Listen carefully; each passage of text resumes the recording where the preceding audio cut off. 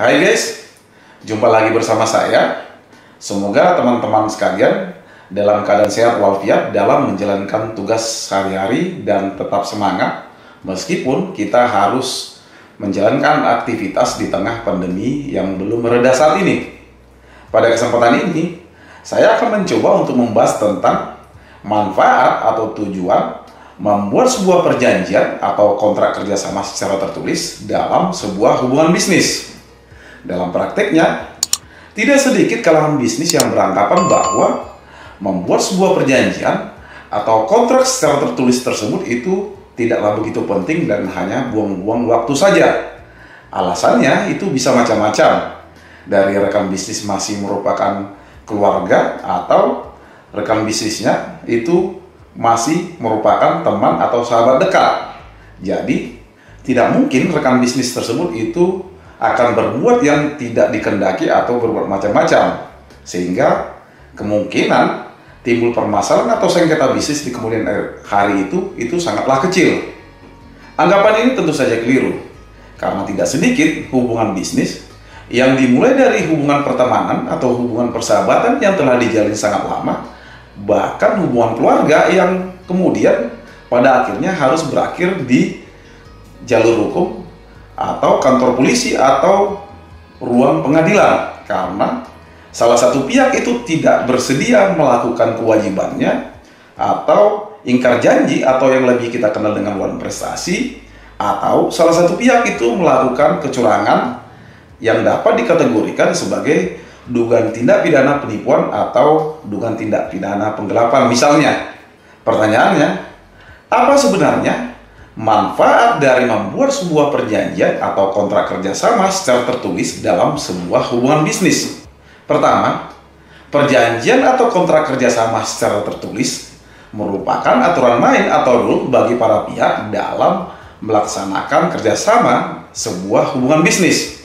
Dengan membuat perjanjian atau kontrak yang sah secara hukum berdasarkan pasal 1320 KUH Perdata, maka berdasarkan pasal 1338 KUH Perdata, perjanjian atau kontrak yang dibuat oleh para pihak tersebut itu berlaku sebagai aturan hukum, bahkan berlaku sebagai undang-undang bagi para pihak yang membuatnya, karena perjanjian atau kontrak tersebut itu berisi tentang apa yang harus dilakukan, boleh dilakukan dan tidak boleh dilakukan. Jika para pihak melanggar perjanjian atau kontrak yang telah disepakati oleh para pihak, maka ada sanksi yang akan diberikan kepada para pihak yang melanggarnya. Pelanggar dapat diminta untuk membayar ganti rugi atas pelanggaran yang dilakukan oleh pihak tersebut. Kedua, perjanjian atau kontrak itu mengatur tentang hak dan kewajiban para pihak. Para pihak yang melakukan kerjasama bisnis itu dapat menuangkan tentang hak dan kewajiban masing-masing para pihak dalam sebuah perjanjian atau kontrak kerjasama. Dengan dituangkannya hak dan kewajiban masing-masing dalam sebuah kontrak, maka para pihak itu dapat mengetahui dan sadar akan hak dan kewajibannya masing-masing. Dengan kata lain, sebuah perjanjian atau kontrak itu membantu kita untuk dapat memastikan apakah kita telah melaksanakan kewajiban kita atau belum, dan apakah pihak lain atau rekan bisnis kita tersebut itu telah melaksanakan apa yang menjadi kewajibannya, atau salah satu pihak justru telah melanggar perjanjian atau kontrak yang telah disepakati sebelumnya.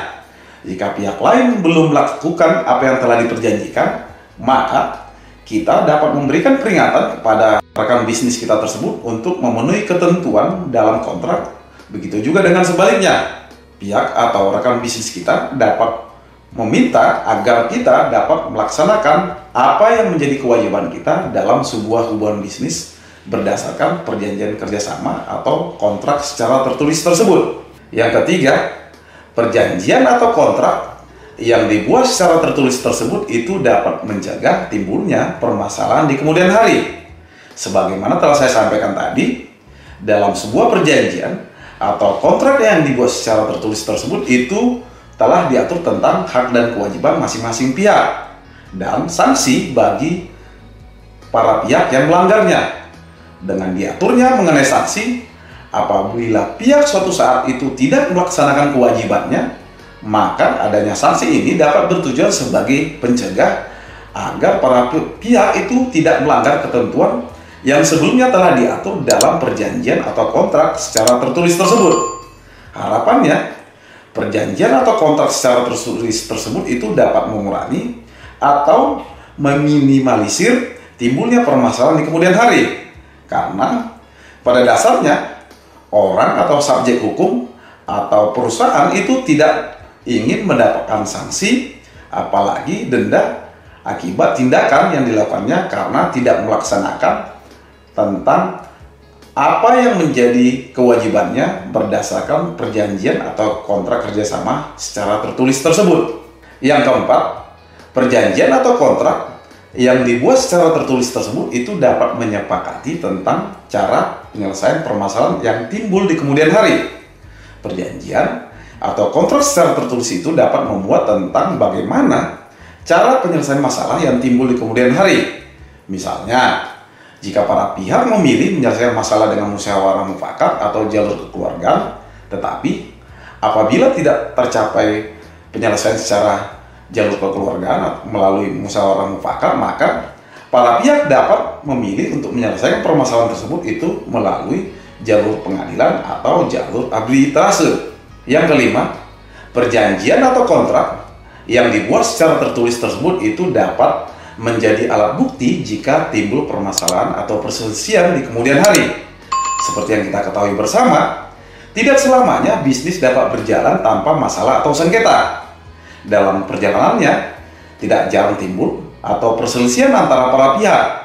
Dengan adanya perjanjian atau kontrak secara tertulis tersebut itu dapat menjadi alat bukti tertulis apabila salah satu pihak bermaksud untuk melakukan upaya hukum terhadap pihak yang tidak mentaati perjanjian atau kontrak yang telah disepakati sebelumnya dalam sebuah hubungan bisnis, bisa secara perdata, pidana, atau melalui jalur kepailitan. Jadi, gimana? Masih yakin tidak membuat perjanjian atau kontrak secara tertulis dalam sebuah hubungan bisnis? Ingat, tidak jarang hubungan bisnis yang pada akhirnya itu harus berakhir di pihak kepolisian, kejaksaan, atau pengadilan itu dimulai dari adanya hubungan pertemanan atau persahabatan, bahkan hubungan keluarga. Demikian dari saya, semoga hal-hal yang saya sampaikan tadi itu dapat bermanfaat bagi teman-teman sekalian. Salam dari saya.